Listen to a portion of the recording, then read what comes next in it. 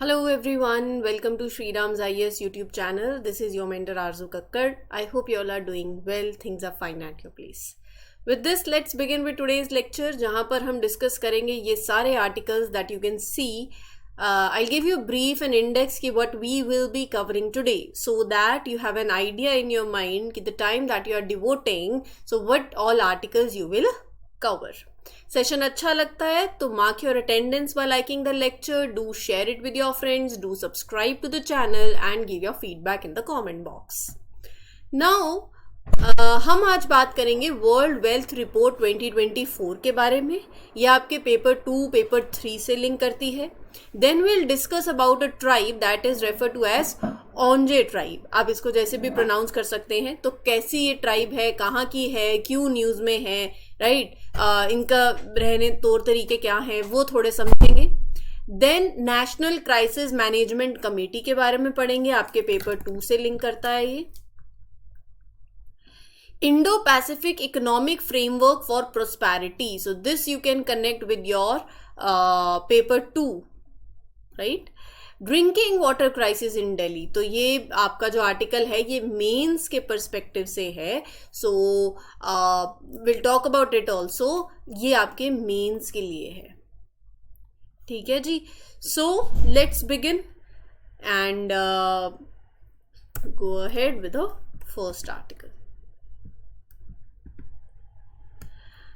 The number of high net worth individuals. तो जब भी आपको ये HNWI दिखेगा, we mean high net worth individuals. तो मैं बार बार ये टर्म ना बोल के I just refer to them as individuals जिनकी नेट वर्थ हाई है. सो high net worth individuals HNWI in India. So number of these individuals they have increased, बढ़ गए हैं by 12.2% in 2023 as compared to 2022. ये मैं नहीं कह रही ही, it is as per the Capgemini Research Institute's World Health Wealth Report 2024. तो ये रिपोर्ट किसकी है? Capgemini Research Institute की है, World Wealth Report 2024. So it is released by Capgemini Research Institute. इसके अंदर ये लोग 71 कंट्रीज को कवर करते हैं that are accounting for more than 98% of global gross national income and 99% of the world stock market capitalisation. ठीक है. तो ये जो रिपोर्ट है ये वो 71 कंट्रीज के डेटा को कवर करती है जो साथ में मिलकर दे टुगेदर मेकअप 98% से भी ज्यादा वर्ल्ड की ग्रोस नेशनल इनकम और स्टॉक मार्केट का 99%. ठीक है जी. जो टोटल वेल्थ है of the high net worth individuals around the world वो बढ़ी है by 4.7% in 2023. It is reaching to $86.8 trillion. So the wealth expanded. Similarly high net worth individual population, देखो ये तो वो बता रहे हैं वेल्थ उनकी, ग्लोबल वेल्थ ग्रोथ, और एक है पॉपुलेशन की ग्रोथ. वेल्थ ग्रोथ जो है वो बड़ी है. लोगों का जो नंबर है, the number of these individuals increased by 5.1% globally to 22.8 million people. ये कौन होते हैं हाई नेट वर्थ इंडिविजुअल्स? ये वो लोग हैं जिनकी पास इन्वेस्टेबल एसेट्स हैं ऑफ $1 million और मोर, जिसमें उनका primary home, collectibles, consumables, durable goods ये सब नहीं आता. तो $1 million से ज्यादा या $1 million तक के इन्वेस्टेबल एसेट्स जिनके पास हैं वो होते हैं हाई नेट वर्थ इंडिविजुअल्स. अब इसमें भी देयर इज अ कैटेगरी. उनको 3 सेगमेंट्स के अंदर बेसिकली डिवाइड किया है. जैसे ultra high net worth individuals $30 million से ज्यादा जो है जिनके पास है. मिड टियर मिलियनेयर्स जिनके पास $5 million या 5 मिलियन से 30 मिलियन, या तो 30 से ज्यादा तो अल्ट्रा हाई, 5 से 30 तो you are in the second bracket mid tier, और अगर आपके पास है 1 से 5 million dollars then you are millionaires next door. तो ये 3 कैटेगरीज बन जाती हैं. अब एशिया पैसिफिक की बात करते हैं. बेस्ट परफॉर्मर्स की बात करें in the Asia Pacific region, वो है इंडिया और Australia. High net worth individuals की जो वेल्थ है इंडिया में वो ग्रू करी है बाय 12.4% और ऑस्ट्रेलिया की 7.9%। वेल्थ ग्रोथ है ये। पॉपुलेशन ग्रोथ की बात करूं तो इंडिया में पॉपुलेशन ग्रोथ बढ़ी है by 12.2% and 7.8% population grew by Australia. ये population growth basically high net worth individuals की बात कर रहे हैं। तो इस ग्रोथ के पीछे का क्या रीजन है? देखो, दोनों कंट्रीज ने एक्सपीरियंस करी है इकोनॉमिक रिजिलियंस, स्ट्रॉन्ग परफॉर्मेंस अपने स्टॉक मार्केट के अंदर that help them to increase their wealth. Now as far as India की डिटेल्स आर कंसर्न तो वो मैंने आपको बता ही दिया है। It in high net worth individuals की in India it increase by 12.2% in 2023 as compare to 2024। Financial wealth, total wealth जो है in India it grew by 12.4%। ठीक है। और इकोनॉमिक इंडिकेटर्स क्या कहते हैं? इकोनॉमिक इंडिकेटर्स ये कहते हैं कि इंडिया के अंदर अनएम्प्लॉयमेंट रेट जो है 2022 के कंपैरिजन में 2023 में अनएम्प्लॉयमेंट रेट गिरा है 3.1%। मार्केट कैपिटलाइजेशन बढ़ी है by 29% in 2023 and national savings वो बढ़ी हैं टू 33.4% इन 2023। तो ओवरऑल इंडिया और ऑस्ट्रेलिया ने एक सिग्निफिकेंट ग्रोथ देखी है in the wealth and number of high net worth individuals 2023 में। स्ट्रॉन्ग परफॉर्मेंस हुई है, स्टॉक मार्केट गेन्स हुए हैं। इंडिया की बात कर लें अगर in particular, it showed improvements in unemployment, market capitalisation and national savings. ठीक है। अच्छा, पहले तो ना वो यही बोल देंगे कि ओंग ट्राइब जो है ये कहाँ की है? अंडमान की है। पहली बात न्यूज़ में इसलिए है क्योंकि the king and queen of this tribe Totoko and Priya recently had a baby boy.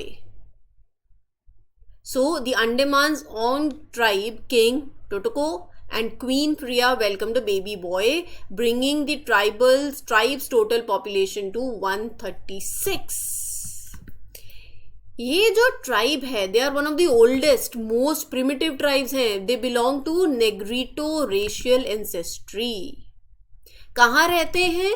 Little Andaman island पे। मैप में लोकेट करना है लिटिल अंडमान आइलैंड, जो कि सदर्न मोस्ट आइलैंड है इन दी अंडमान आर्चिपेलागो। ये जो ट्राइब है ये है सेमी नोमैडिक ग्रुप, मतलब दे मूव अराउंड, एक जगह नहीं रहते हैं हमेशा। ये इनकी डिपेंडेंस ऑब्वियसली ओशन पे है, फॉरेस्ट पे है for their food and for the other needs. Unlike many other groups, ये जो ट्राइब है they do not have their any strict religious worship practices और परफॉर्म सेक्रीफाइसेस। ऐसा नहीं है। They do not believe in और फॉलो फॉर्म वर्शिपिंग प्रैक्टिसेस और sacrifices. यहाँ पर टीथ का कलर का इंटरप्रिटेशन जो है ना वो बड़ा यूनिक है। अमंग दिस ट्राइब जिनके प्योरली वाइट टीथ होते हैं ना, ये उनको मतलब they consider this as a symbol of death. So इसीलिए वाइट टीथ अवॉइड करने के लिए दे च्यू मतलब bark that makes their teeth red, they impart red colour to their teeth. Occasions पे तो बहुत ही ज़्यादा they emphasise on body ornamentation, और वैसे भी they decorate their bodies, their faces with white and ochre clay. मतलब ये they put extra efforts into their body decoration for special occasions as well. 1940 तक ये जो ट्राइब थी they were the only people living permanently on little Andaman island which we called as Gaubolambe. ठीक है, ये है the Onge name for little Andaman, तो वो उसको ऐसे बुलाते थे। अब today this tribe shares 732 square kilometer island with around 17,000 settlers from India, from Bangladesh and Nicobar Island. इनकी जो पॉपुलेशन है, इस ट्राइब की पॉपुलेशन गिरी है after contact with British colonist, Indian settlers, and it fell from 670 थी 1900 में, वो हो गई 96 members by the early 2000s। 1976 के अंदर ये जो ट्राइब है it settled in one place ताकि they provide them with basic facilities and protection from the natural elements also. अभी हाल फिलहाल they are living in small reserve in Dugong Creek, little Andaman, which is much smaller than their original territory. तो ये जो tribe है it is one of the world's least prolific and infertile community. Infertility issues हैं यहाँ पर. More than 40% of the married own couples they experience infertility. 40% से भी ज्यादा. ठीक है. नेशनल क्राइसिस मैनेजमेंट कमेटी के बारे में हमने आज पढ़ना है. क्यों पढ़ना है? क्योंकि union cabinet secretary chaired a meeting of NCMC. किस लिए? हीट वेव्स हो रही है ना, गर्मी बढ़ रही है, forest fires. So to review preparedness to deal with it, there was a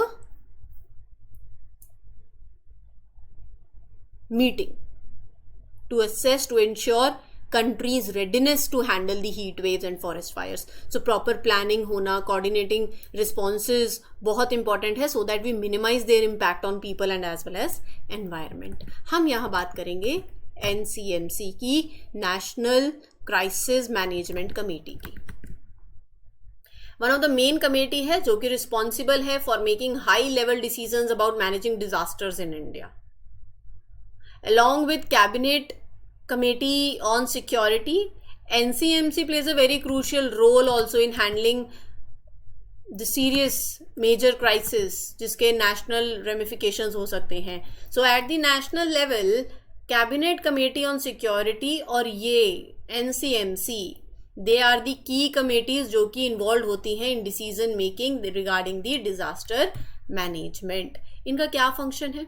natural disasters को मैनेज करने में इनका एक क्रूशियल रोल है. मतलब you review the preparedness measures की, अच्छा आप तैयार हैं, कोऑर्डिनेटिंग रिलीफ एफर्ट्स और स्टेट गवर्नमेंट्स को फाइनेंशियल सपोर्ट प्रोवाइड करवाना, प्रोवाइडिंग द लॉजिस्टिक्स, वो सारा काम ये सब देखते हैं. ये रिस्पॉन्सिबल है फॉर इंश्योरिंग कि all the necessary preventive and precautionary measures are taken, ताकि कोई भी लॉस ऑफ लाइफ नहीं हो और डैमेज कम हो. इस कमेटी में अगर मैं कॉम्पोजिशन देखूं तो चेयरपर्सन कौन होते हैं? Cabinet secretary and the secretaries of ministries, departments and agencies with specific disaster management responsibilities. ठीक है, चलें आगे बढ़े. Indian delegation participated in the inaugural Indo Pacific economic framework for prosperity clean energy investors forum. Indian delegation ने participate किया किसमें? In the inaugural Indo Pacific economic framework for prosperity clean economic investor forum. 5 से 6 जून 2024. ये initiative launch किया गया था 2022 में by the United states president. Indo Pacific economic framework, तो मुझे यहां से ही पता चल रहा है कि ये बेसिकली क्या इनिशिएटिव है.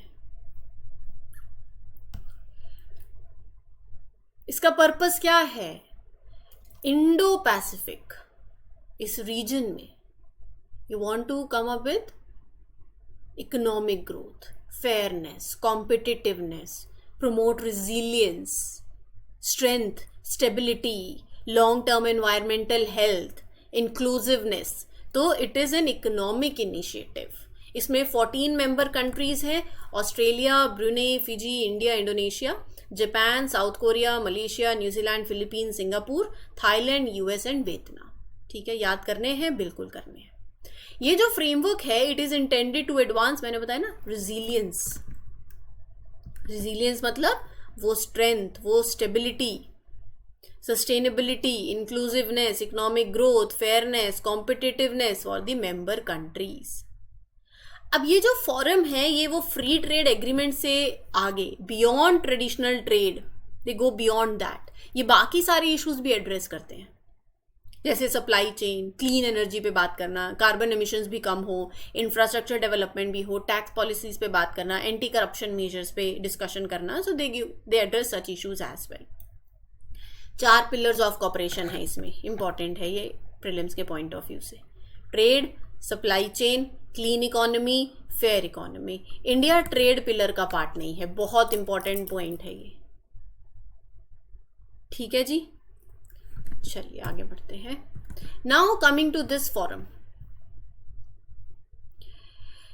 The IPEF Clean Economy Investor Forum is a part of this IPEF initiative, जिसके अंदर इन्वेस्टर्स इकोनॉमी इन्वेस्टर फोरम है, तो इन्वेस्टर्स आएंगे, financial institutions, startups, companies, entrepreneurs, they will gather to focus on sustainable projects.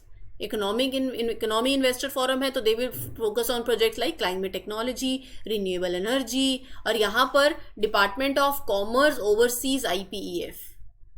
Invest India manages the clean energy clean economy investor forum. पूरा गोल ये है to encourage investment. किसमें investment बढ़ानी है? In eco friendly infrastructure and technologies. So it brings together regions top investors and department of commerce is the nodal agency. Investor forum is managed by invest India, the country's national investment promotion agency. ठीक है, simple था, no rocket science.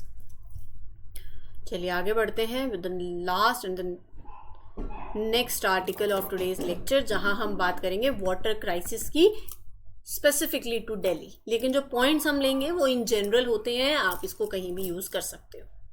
Supreme court ने direct किया है हिमाचल प्रदेश की सरकार को और हरियाणा को भी कि do the needful to resolve drinking water crisis in Delhi. This came after AAP government in Delhi had approached to Supreme Court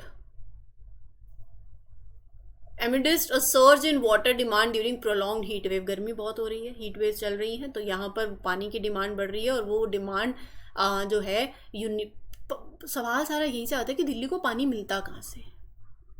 और इधर हिमाचल प्रदेश की गवर्नमेंट को सुप्रीम कोर्ट ने डायरेक्ट किया है 137 क्यूसेक्स ऑफ वाटर रिलीज करने के लिए. It has in surplus that it has, and Haryana को भी कहा है that do the needful to resolve it. देखो, दिल्ली के अंदर it mainly gets its water from 3 rivers, Yamuna, Ravi Beas and Ganga. ठीक है जी. अब मतलब जैसे कि लगा लो कि गंगा से through a canal in Uttar Pradesh, Delhi receives 470 cusecs. Ganga से 470 cusecs of water. हरियाणा से भी there are canals and channels जहाँ से पानी मिलता है. ठीक है जी. Delhi Jal board also taps directly into the Yamuna. They uses groundwater from tube wells to supplemented water supply. ये सब तो ठीक है. Despite it, Delhi is facing water crisis, stress. मतलब जितना पानी अवेलेबल है उससे ज़्यादा डिमांड है.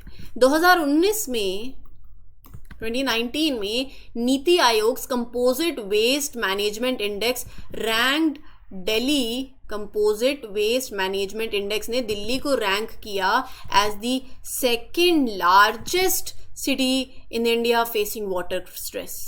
मतलब अपने को वाटर रिसोर्सेज को इफेक्टिवली मैनेज करना पड़ेगा, and it is very important for ensuring everyone in Delhi has enough water for their needs. सवाल ये उठता है कि दिल्ली में पानी की स्कैरसिटी क्यों होती है? What are the reasons behind it? Clean कर दूं थोड़ा सा, चलो फिर आपको और अच्छे से दिख जाएगा.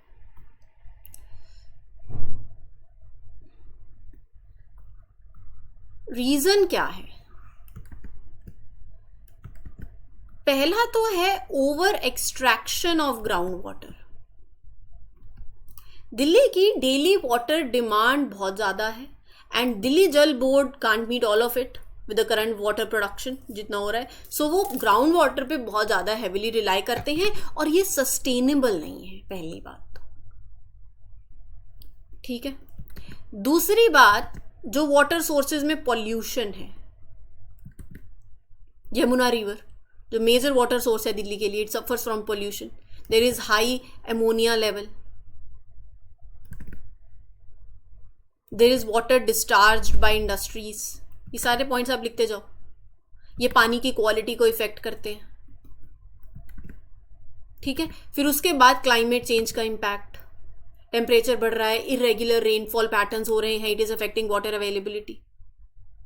ये एस्टिमेट किया जा रहा है कि 2050 तक Delhi could face significant economic losses due to the climate change impacts. फिर उसके बाद वाटर मैनेजमेंट खुद भी इनएफिशिएंट है। Inter state water disputes